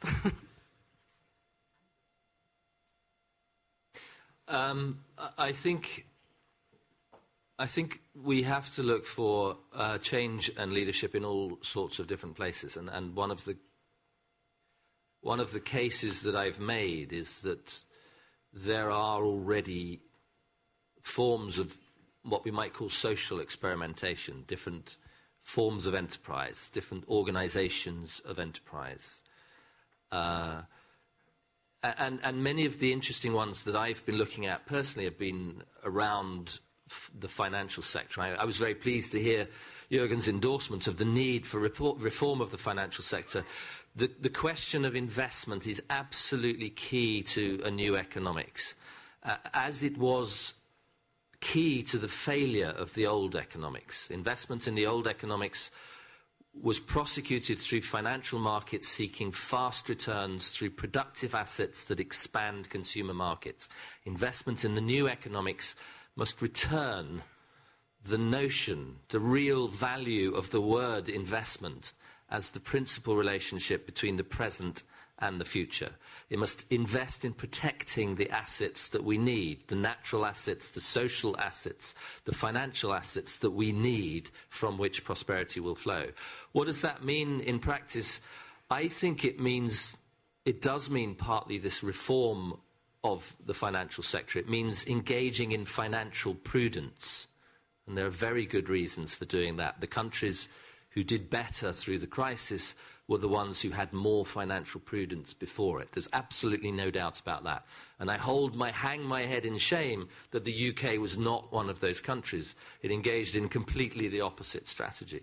But there's also, I mean, you're asking for specific examples. In the middle ground, a huge potential for institutional investors, for those who are taking pension funds, securities, personal savings, and giving them safe homes, to do that in an ethical way. So some of these institutional investors are actually right now, showing that kind of leadership. I'm involved with some of them myself on advisory boards, and at the moment what they struggle with is that even their ethical funds have to compete in the highly competitive markets that are the conditions that are imposed on their everyday funds. There's still a quarterly report. Fund managers still report on the performance of their funds on a quarterly basis, and they're still asked to do that on a level playing field with investments that are investing in degrading, dirty, brown technologies of the conventional sort. So that kind of expansion of ethical funds, I think, is vital. And then at the small end of the spectrum, these local community-based investment vehicles attempting to create a different climate for investment, a different sense of what investment means, returning not just financial returns but social returns to the community, structuring their funds around community ownership, around shared ownership, structuring their funds in such a way that capital doesn't fly at the merest hint of Icelandic shares going to 25%, but actually is locked into the long-term arrangements that you know you need to provide financial security over the long term. So this, to me, is about strategic thinking about the reform of finance, the reform of investment across a wide spectrum of initiatives. And you ask me, are those companies there, are they out there now? Yes, they are. Triodos Bank in the Netherlands, Trividend in Belgium, Unified Field in the United States, all very good examples of small and large-scale funding which has social and ethical purpose at its heart and is structured in ways that resist the lure of high payback, fast return, insecure investments, which, let's face it, ultimately are underwritten by the public sector, who bailed out that risk, even though it was still the private sector who took the rewards. Also wenn man bei Banken Werbung macht, ich könnte noch auf die GLS-Bank hier gegenüber verweisen, was ethische Anlagen angeht. Ich glaube, erstens, man muss solche Prozesse, die sich von unten entwickeln, versuchen zu fördern, Raum zu geben und zu schützen. Also zum Beispiel Initiativen, wie es in Bremen und anderswo gibt, die für alle Kindergärten, öffentlichen Institutionen sowas durchsetzen wie einen vegetarischen Tag. Das hört sich für manche vielleicht vorpolitisch an, aber es ist eine Bewegung, die angefangen hat zu thematisieren, müssen wir eine Fleisch- und Nahrungsmittelproduktion, und zwar überall da, wo Kindergärten sind, wo ganz Menschen, die jeden Tag sich in der Kantine ernähren müssen, müssen wir eigentlich eine solche Form der Nahrungsmittelproduktion als Konsumentinnen und Konsumenten weiter befördern? Oder müssen wir nicht diese Logik mit durchbrechen? Und ich glaube, es ist eine politische Verantwortung, dass man, und zwar belastbar, nicht nur rhetorisch, und das ist das eigentlich Schwierige, belastbar denjenigen, die fürchten, Verlierer von solchen Umbauprozessen zu sein, eine belastbare Perspektive dafür zu geben, dass sie in solchen Umbauprozessen eben weniger verlieren, sondern gewinnen können. Meine ich vielleicht nicht unbedingt und nur im Sinne von materiell. Die verrückte Situation, deswegen habe ich das Beispiel mit Europa genommen. Ich hätte auch nach Amerika gucken können. Die Finanzkrise in Amerika hat dazu geführt, dass eine neue Bewegung entstanden ist, im Wesentlichen getragen vom weißen Prekariat, also denjenigen, die am meisten von Arbeitslosen betroffen waren, finanziert von superreichen Bau- und Stahlunternehmen, die die Klimapolitik kaputt machen wollten, die überhaupt keinen Staat, keine Regulierung an dieser Stelle wollen. Denen ist sozusagen es gelungen, diese Menschen gegen ihre ureigensten Interesse an sozialer Sicherheit, an mehr Gesellschaft zu organisieren. Und das darf nicht passieren. Das ist die eigentliche Herausforderung, diejenigen, die fürchten, Verlierer von Umbauprozessen zu nehmen, in Verlässlichkeit in solchen Umbauprozessen mitzunehmen. Das ist eine sehr abstrakte Antwort, aber darin entscheidet sich die Mehrheitsfähigkeit in einer Gesellschaft, und das ist die Herausforderung, vor der die ökologischen Kräfte in diesem Land stehen.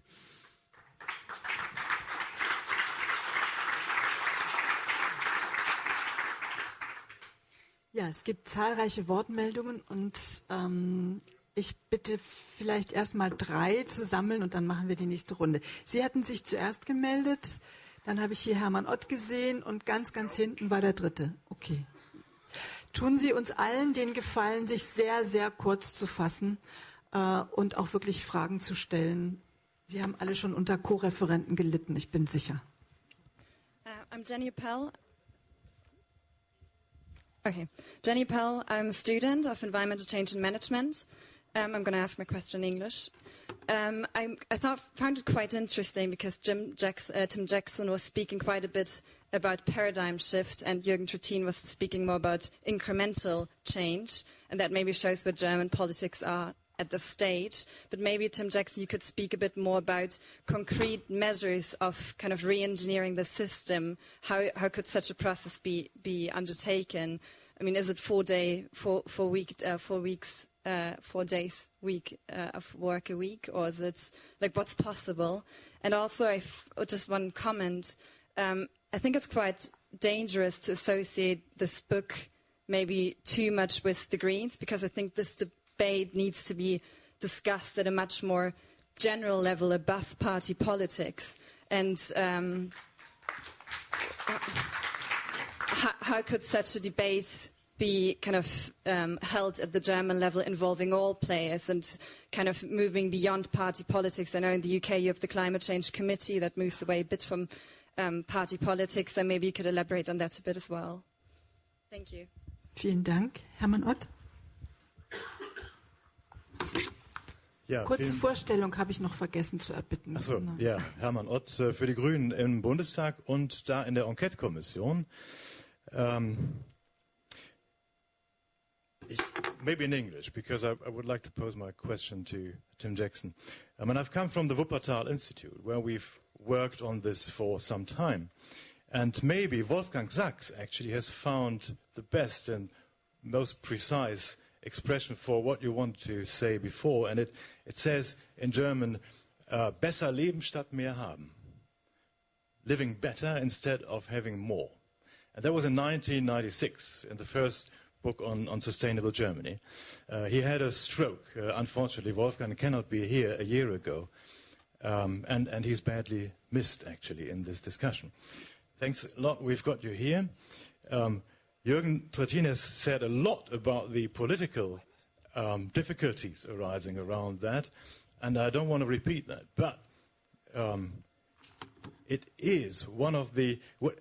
I've been working on climate change for some time, and there is a basic knowledge about climate, and that is actually bad, and that we've got to do something about it. But once you start talking about growth, there are blank faces, usually. We are at the very beginning with this whole process. And you enter into a completely different ground again. And that, by the way, maybe to answer your question, that is why we need a movement that goes far beyond the parties and across all parties. And it does, in a way. But you also need pusher, institutions and parties that are pushing the issue. Now, to you, an economic question, because, politics is our job, and that's why we're in there. But at the heart of the problem lies assumptions of economics, of economic theory. You've referred to it. And I was reminded of that in a meeting that we had in the Parliamentary Commission. And there is an economist, I don't want to name the economist and nor the institution.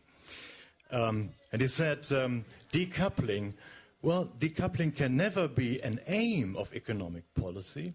It can only be a side effect. We pursue certain policies, achieve a decoupling as a side effect of the other aims that we pursue. And I was reminded this is exactly the point, that economic theory is kind of narrowed down to simply furthering a certain material aims of people, but forgets that there are other aims like well-being, like pristine nature, like, being able to live, and that this may be part of the economic duties. And so my question to you is, how do you want to go about and tell economists and make sure that at economic departments we finally get some kind of economics that is actually serving the people and not just some businesses and bosses? Thank you. Ganz hinten, genau. I'll try to ask some actual questions. So, my name is Taji Müller. I write on questions of climate and energy for the Rosa Luxemburg Foundation, and I'm active in a climate action group here in Berlin called Gegenstrom Berlin. First question is for Tim Jackson. First of all, thank you for the excellent and extremely charming presentation. It was a joy to hear. It's on the question of the independent variable. What impels us towards on this mad drive for growth? You seem to privilege our individual and collective consumptive desires, but I would put it to you that those are in fact derivative of the needs of industry to produce and sell. So basically, if it's produced, we buy it because it needs to be sold. So that's a sort of very, very conceptual question. What is the independent variable? What actually drives this madness of growth? Second question is for Jürgen Trittin. Das kann ich auf Deutsch stellen. Sie hatten ja gesagt, dass die Finanzmärkte reguliert werden sollen. Deswegen fand ich es interessant, dass Ihre Strategie für die Bekämpfung des Klimawandels genau die ist, die von allen relevanten Akteuren in der Umweltbewegung abgelehnt wird, unter anderem auch von Friends of the Earth, hier in Deutschland der BUND. Emissionshandel wird als Kohlenstoffkolonialismus abgelehnt, als ineffektive Geldmaschine, also als ökologisch ineffektive Geldmaschine. 80-85% aller Transaktionen auf dem Emissionshandelmarkt sind heute schon Derivatehandel. Die Deutsche Bank sagt, der Emissionshandel ist zwar toll zum Geldmachen, aber ganz schlecht, um Emissionen zu reduzieren. Also, angesichts dieser Tatsache frage ich mich, warum Emissionshandel, und ist das nicht auch ein Zeichen für einen Widerspruch, den es bei der Grünen Partei gibt, zwischen der Radikalität der Wachstumskritik und der Mäßigkeit der Pro-Wachstumspolitik, die tatsächlich gemacht wird? Vielen Dank.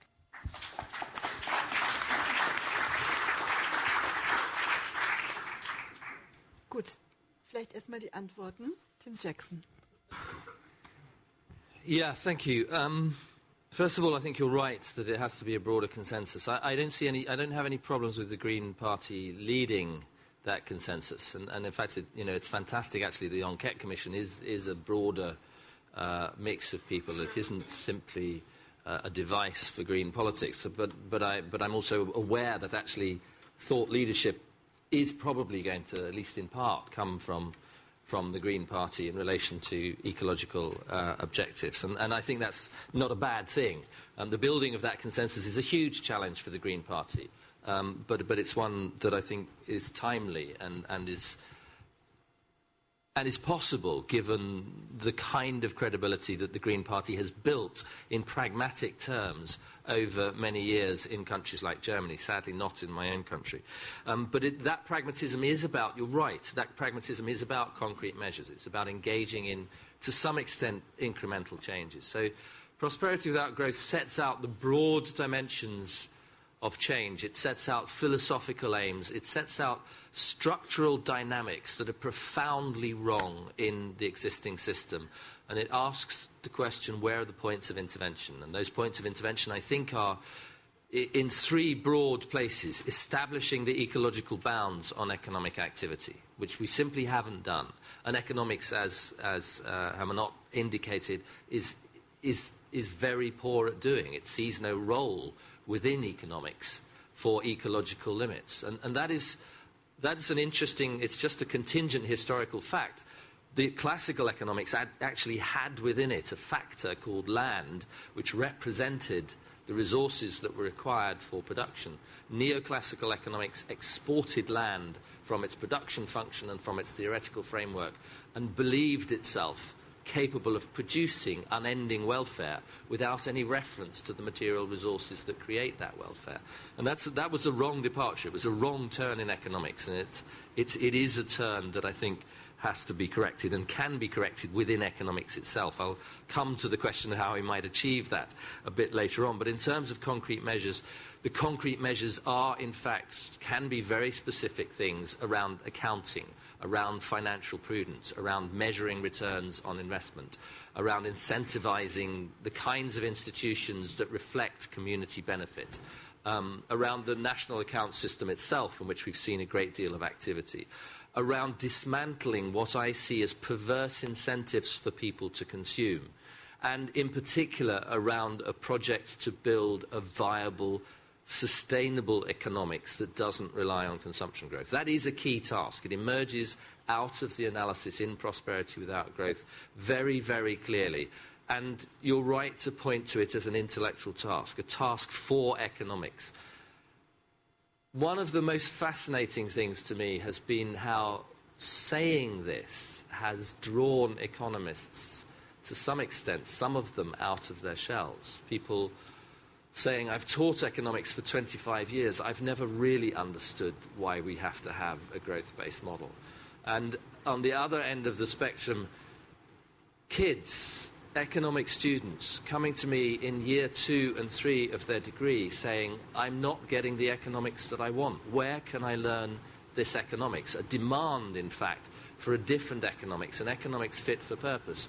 And if there is one thing that economists understand, it's the law of supply and demand.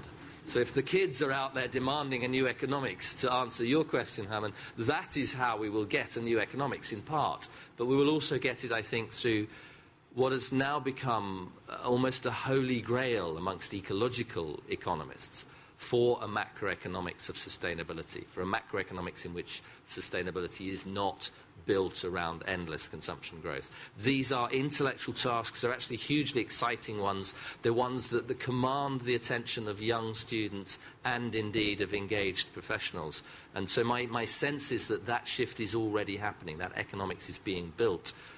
It doesn't help, of course, that there is still a set of vested interests of economists close to government giving the same advice that they've given over 20, 30, 40 years that is simply unhelpful in the context of ecological and financial crises. But I think those shifts are happening.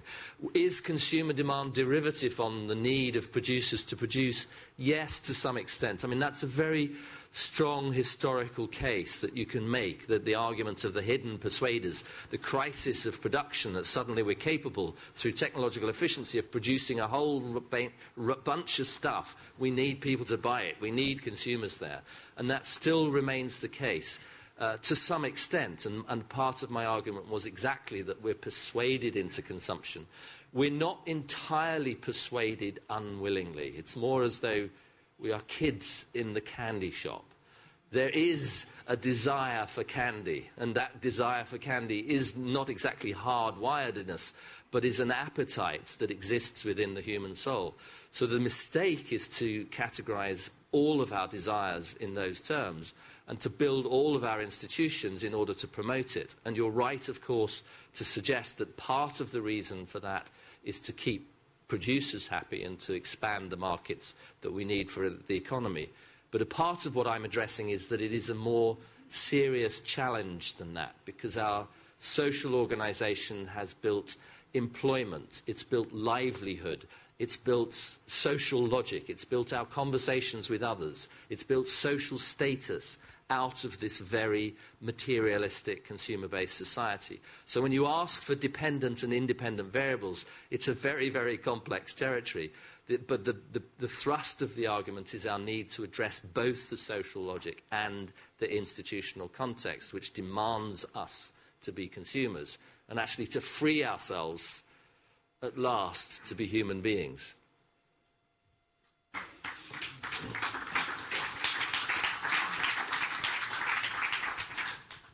Das wäre fast schon ein Schlusswort, aber wir machen noch weiter. Ich will zuerst zu der ersten Frage was sagen. Ich bin sehr froh darüber, und das ist unsere Absicht, das aus dem Kreis der Grünen rauszukriegen. Das muss sozusagen, das ist auch der Grund, warum wir jetzt nicht eine parteiinterne Kommission gemacht haben, wo Hermann sich mit ein paar Grünen trifft, sondern warum wir gesagt haben, wir müssen dieses als Ort im Bundestag haben, wir müssen das haben zwischen Politik und Wissenschaft. Und wir wollen, dass hier ein neuer gesellschaftlicher Konsens über eine andere Sichtweise und Einstellung der Gesellschaft auf diesen Zwang zum Wachstum, dem wir huldigen, herbeigeführt wird. Das können nicht die Grünen alleine. Da muss man in der gesamten Gesellschaft eine solche Sinnstiftung betreiben. Und das ist Sinn solcher Enquete-Kommissionen. Und zu der zweiten Frage aus der Rosa-Luxemburg-Stiftung. Also erstens ist es kein Argument gegen eine höhere Leverage Ratio. Es ist kein Argument für das Verbot des Handelns mit bestimmten Produkten. Es ist auch kein Argument zum Beispiel gegen die Einführung einer Finanztransaktionssteuer. Das war der Grund und das waren die Dinge, die ich hier explizit benannt habe. weil es darum geht, überschießende Liquidität nicht in spekulativen Anlagenobjekten zu lassen. Das halte ich nach wie vor für richtig. Zweitens, wenn Sie in dem Buch von Tim Jackson lesen, da finden Sie in den zentralen Forderungen unter anderem die Idee der Emissions- und Ressourcenbeschränkung. Dafür gibt es verschiedene Instrumente in der Umweltpolitik. Eines streiten wir gerade heftig für. Wir wollen, dass man CO2 behandelt wie andere Schadstoffe auch. Nämlich, dass im Bundesemissionsschutzgesetz eine Regelung eingeführt wird, dass Kraftwerke nur noch zugelassen werden, wenn sie mindestens einen Effizienzgrad von 58% haben. Das ist eine sehr harte Keule gegen den weiteren Einsatz von Kohle. Hier betreiben wir mit Hilfe des Ordnungsrechts in klassischer Form Emissionsbeschränkung, wie man das aus Grenzwerten und anderen kennt. Dann hat es lange Zeit eine zweite Idee gegeben. Diese zweite Idee lautete, wenn wir schrittweise den Verbrauch endlicher Ressourcen durch steuerliche Maßnahmen verteuern, dann tragen wir dazu bei, diese Verbrennung und Verschwendung zu begrenzen. Da kann man jetzt lange drüber philosophieren, wo und wie das funktioniert hat, aber das Prinzip war, durch die Veränderung des Preises eine Reduktion herbeizuführen. Und was ich hier gemacht habe, war lediglich dieses andere Instrument, was genau umgekehrt funktioniert, und nicht, mir geht es nicht um die konkrete Ausgestaltung, es geht um das Prinzip des Emissionshandels. Das sagt nämlich, wir machen eine absolute Obergrenze, ein Cap. Das ist übrigens die Grundlage, völkerrechtlicher Bestandteil aller Abkommen in dieser Frage. Wir machen ein Cap für jede Gesellschaft und unterhalb diesen Caps müssen wir uns dann bemühen, den Cap schrittweise runterzuführen, diesen Deckel, und in diesem Deckel dann zu Verteilungsmechanismen zu kommen. In der internationalen Umweltszene noch nie eine Umweltorganisation gehört, die ihre Position an dieser Stelle hatte. Die finden das alle richtig. Ja, hier sitzt eine ehemalige Vorsitzende der deutschen Sektion von Friends of the Earth, die würde ich gleich mal fragen. Und deswegen glaube ich... habe ich Umweltorganisationen gegen Umweltorganisationen demonstrieren gesehen zu diesem Thema. Das hat's auch gegeben. Ich sage nur, es geht mir jetzt auch gar nicht darum, wer der sich auf welche Zeugen berufen kann. Mir geht es um den Mechanismus. Und der Mechanismus des Emissionshandels, nämlich eine absolute Obergrenze zu setzen und nicht zu hoffen, über Preissteuerung oder Ordnungsrecht diese Grenze herbeizuziehen. Dieser Mechanismus ist einer, den wir stärker machen müssen. Und ich kann mir kein globales Klimaregime vorstellen, was nicht am Ende dahin führt, den absoluten Ausstoß von CO2 zu limitieren und dann einen politischen Prozess darüber zu organisieren, wie dieses entsprechend eines Anspruchs globaler Gerechtigkeit verteilt wird. Und das ist der Ansatz, der eben konterkariert die Ideologie, die sagt, wenn wir nur alles in Effizienz machen, dann klappt das schon. Das klappt nicht. Das sollten wir in den letzten 25 Jahren gelernt haben.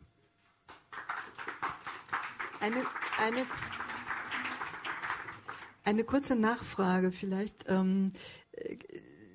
Ihr Wort in Gottes Ohr in Sachen Klimakonferenz. Aber müsste man nicht dieses Prinzip der Obergrenzen auch noch ausweiten auf ganz andere Aspekte? Ich nenne nur die Rohstoffe, die man aus afrikanischen Staaten importiert, mit fürchterlichen Folgen dort für die Umwelt. Autoverbrauch zum Beispiel. Oder trauen sich das die meisten Parteien eben doch nicht, weil sie sich dann mit dem Konsumenten-Wähler anlegen? Natürlich ich habe das beispielhaft genommen für CO2, weil das sozusagen das globale, zentrale Problem an dieser Frage ist. Nur wenn Sie andere Bereiche nehmen, hier sitzt eine Partei, die vertritt seit Jahren unter Absingen schmutzigster Lieder der anderen Parteien eine Position, dass wir verbindliche Verbrauchsobergrenzen für Autos brauchen. Selbstverständlich, ja. Und wir sind dafür, dass diese dadurch befördert werden, dass zum Beispiel die Möglichkeit, sein Auto als Kostenträger für ein Unternehmen abzusetzen, das nennt man Dienstwagenprivileg, wenn das über diese Obergrenze hinausgeht, nicht mehr funktioniert. Wir sind dafür, dass nicht mehr Spritfässer in Deutschland bis zu 20.000 € aus Steuermitteln subventioniert bekommen. Ja, was ist das für eine Frage, Frau Grefe? Irgendworan muss es liegen, dass ich zumindest die erste Hälfte nicht mitbekomme. Jetzt kommen aber andere zu Wort. Und zwar, Sie waren schon ganz lange dran. Frau Zahnt, da hinten 2 Wortmeldungen. Und ich glaube, mehr können wir dann auch einfach nicht mal machen, weil es so heiß ist und auch schon spät. Also, der erste war hier, genau. Ja, hallo erstmal. Bitte kurz. Ja. Mein Name ist Michael Amadeo. Ich arbeite in Berlin langjährig als Heiler und Coach mit Menschen, die, ich sage mal ganz schlicht, Probleme mit ihrem Lebensglück haben. Das kann sich psychisch und Kommunikation mit Mitmenschen, Freunden, mit Beziehungen beziehen, häufig aber auch bis ins Körperliche hinein, in die Depression. Depressionen gehen durch die Decke im Augenblick. Ich sehe den Kontext, ich habe keine Frage, ich sehe einige Kontexte, die mir fehlen. Es fehlen Aspekte, wichtige Aspekte. Die Win-Win-Situation, die Herr Trittin angesprochen hat, dass jeder mitgenommen werden muss, ist zum Beispiel unglaublich wichtig. Und ich kenne aus meiner Heilerarbeit sehr viele arme Reiche. Die haben zwar Kohle, aber sonst geht es denen sowas von Scheiße. Insofern, es geht um ein anderes Miteinander in Gesellschaft. Der Aspekt fehlt mir bisher völlig. Es geht für mich um Infragestellung eines Wirtschaftssystems, in dem Arbeiten nur da funktioniert, wo ein Mehrwert von jemand anders abgeschöpft werden kann. Stichwort bedingungsloses Grundeinkommen. Es geht auch darum, dass ganz schnelle Schritte möglich werden. Ich sage mal das beliebte Tempolimit, Flugbenzinsteuer oder die Norger-Leitung, die es möglich machen würde, erneuerbare Energien in Pumpwasserspeichern in Norwegen zu speichern. Das Speichern von erneuerbaren Energien ist ja ein Problem. Die Leitung wird nicht angekoppelt, es wird nicht wirklich erlaubt, dass die ans Kraftwerknetz in Deutschland kommt. Ganz schnelle Schritte, die möglich wären, aber es braucht dafür einen politischen Willen. Und da bin ich bei dem, was uns alle angeht. Ich bin sozialisiert, wie Herr Trittin vorhin von sich erwähnte, durch Club of Rome, durch 3 Mile Island, GAU 1976. Und seit Jahrzehnten sehe ich zu, dass hier wirklich nichts passiert. Und ich weiß eben auch, dass wir nur da es schaffen werden, eine Veränderung zu erreichen, wo wir auch uns selber mitnehmen, wo wir lernen, bei uns zu bleiben, wo wir lernen, Zufriedenheit zu entwickeln, wo mehr dann doch vielleicht wieder, wo weniger dann doch vielleicht wieder mehr ist, wo Genießen eben nicht Konsum und Reinstopfen und so weiter ist. Das sind qualitative Changes, die jeder für sich selber machen muss, die einem keiner abnehmen kann. Entschuldigen Sie. Bitte keine Co-Referate. Ich glaube, jeder von uns hat eine Passion. Aber das ist eine Grasrevolution, da kommt es eben auf jeden von uns an. Und Sie sehen, dass die Leute ungeduldig werden. Es ging mir nur um diesen Appell an jeden Einzelnen, das Wohlgefühl von uns selbst abhängt. Angekommen. Danke. So, da hinten war eine Frage. Frau Zahnt, genau, Sie als Erste. Ja, weil die Frage des Emissionshandels vorhin gestellt worden ist. Der BUND hat sich sehr für die Einführung des Emissionshandels eingesetzt. Wir haben damals gemeinsam gestritten, als der Widerstand vom Wirtschaftsminister Clement gegen dieses Instrument da war. Und ich kann mich sehr gut erinnern, wie Clement sagte, ich bin sehr für den Klimaschutz, ich bin auch für den Emissionshandel, aber er steht unter Wachstumsvorbehalt. Und das ist der Punkt, weshalb ich meine, bei allen Bekenntnissen zu CAP und zu allen möglichen Instrumenten, der entscheidende Punkt ist immer, wenn es der Wirtschaft wehtun könnte, wenn es zu Wachstumseinbußen kommen könnte, dann zieht bislang die Umwelt den Kürzeren. Sei es jetzt bei ordnungspolitischen Instrumenten wie den Grenzwerten für Automobile, wo prompt Angela Merkel nach Brüssel gefahren ist, als die Automobilindustrie ihr dicht auf die Fersen gerückt ist. Von daher ist meine Frage, müssen nicht die Grünen, weil eben die meisten oder sehr viele umweltpolitische Anwendungen scheitern oder verwässern werden, wie das beim Emissionshandel ja auch war, sehr viel zentraler diese Wachstumsorientierung in Wirtschaft und Gesellschaft angehen?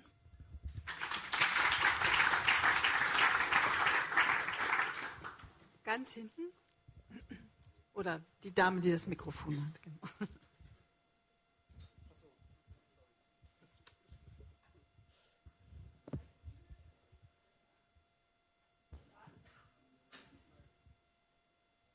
Okay. Heike Igel, Stiftung der deutschen Wirtschaft hier in Berlin. Ich habe eine Frage an Herrn Jackson. Ich stelle sie nicht in Englisch, weil ich nicht ganz so vertraut bin mit den ökonomischen Begriffen. Es geht mir darum, Wachstum, habe ich kürzlich in einem Vortrag gehört, ist auch dafür da, dass die Kredite, die man aufgenommen hat, bezahlt werden können. Jetzt wissen wir, es sind Unternehmen verschuldet, also haben Kredite aufgenommen, Personen haben Kredite aufgenommen, auch Länder haben Kredite aufgenommen. Für mich sieht es aus nach einem riesengroßen Netz von gegenseitigen Schulden und ich frage mich, wie man da wieder rauskommen kann und ob man nicht sozusagen gefangen ist, ob wir alle gefangen sind in einem Netz gegenseitiger Verschuldung, für das wir dieses Wachstum brauchen, ob wir es wollen oder nicht. Und wenn Sie daraus einen guten Ausweg wissen, dann würde ich mich sehr freuen, wenn Sie uns den präsentieren können.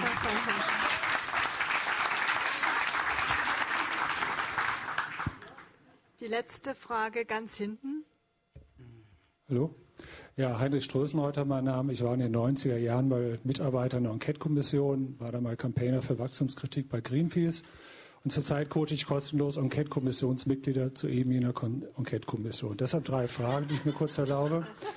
Die erste Frage, Herr Jackson, Sie hatten vorher gesprochen von Optionen, attraktiven Optionen für Politiker. Was wären denn solche Optionen, die in den nächsten 2 Jahren entschieden werden könnten?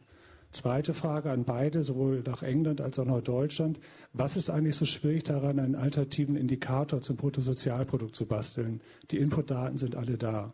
Und die dritte Frage, welche Debatte müssen Sie eigentlich führen, dass die Erwin die Baggerführer und Sabines die Aldi-Kassiererin sagen, jawohl, wir sind hier an den richtigen Themen dran?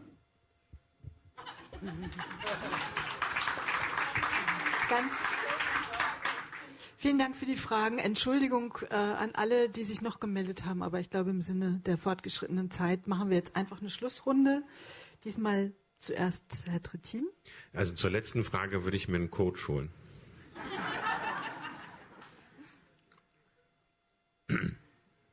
Ich glaube, zu der Frage der Verschuldung, die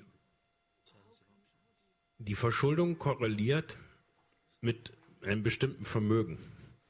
Wir haben es mal, oder die DGB hat es mal für Deutschland gerechnet. Die Summe der öffentlichen Schulden korrespondiert, hat ungefähr 2 Billionen.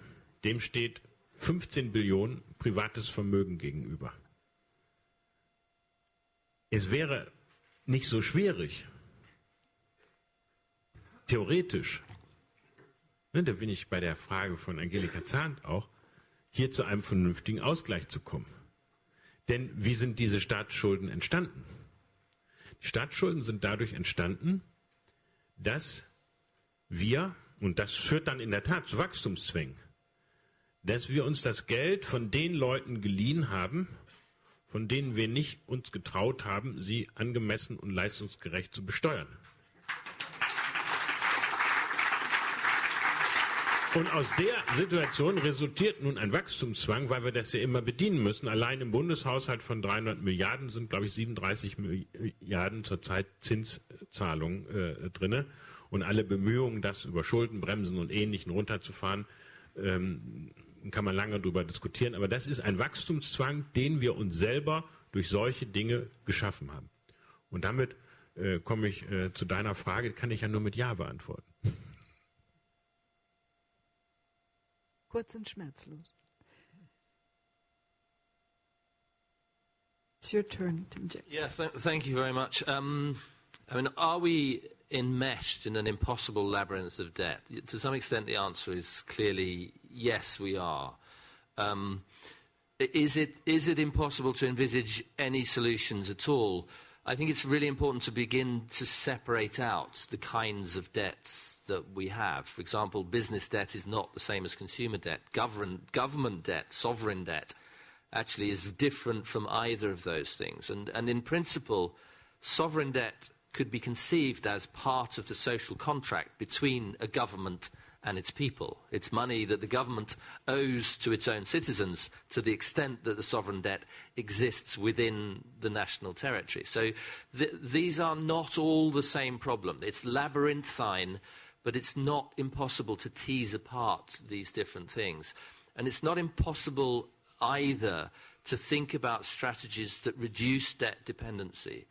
And indeed, there are consumer organizations that attempt to do precisely that, and the recognition that some levels of consumer debt are in fact entirely pathological. So what we need, in fact, is organizations that attempt to address the social pathology that we've got into, both in terms of overspending and in terms of over-indebtedness.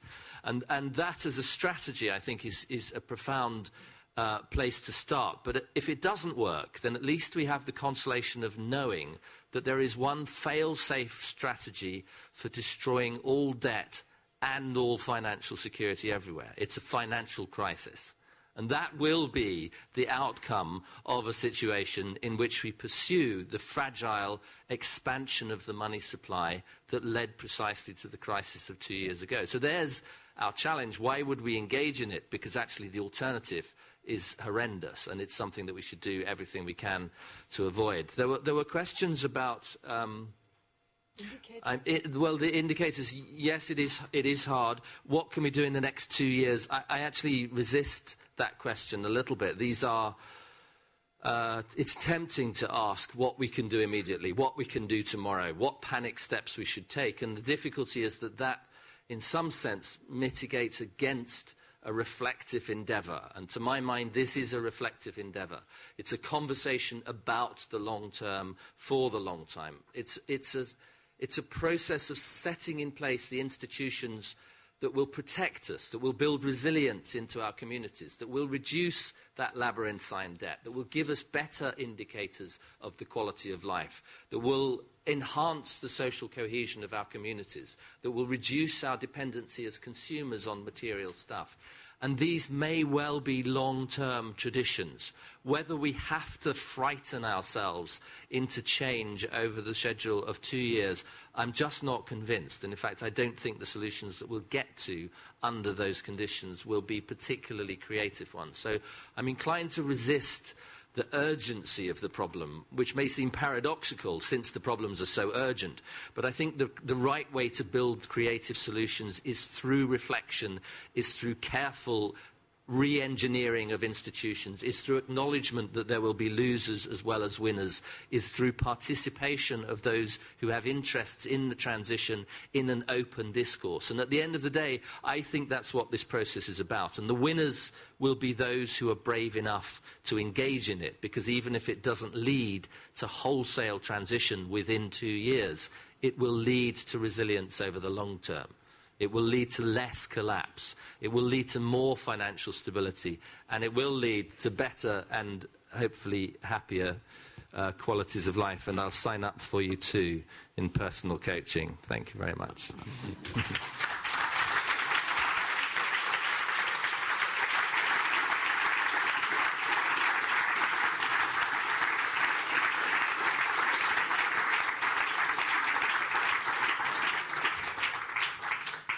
Ja, mir bleibt nur noch Ihnen ganz herzlich zu danken. Zunächst natürlich Tim Jackson, erstens für sein Buch, zweitens für seine Lebenszeit und die Geduld nach einem langen Interviewtag.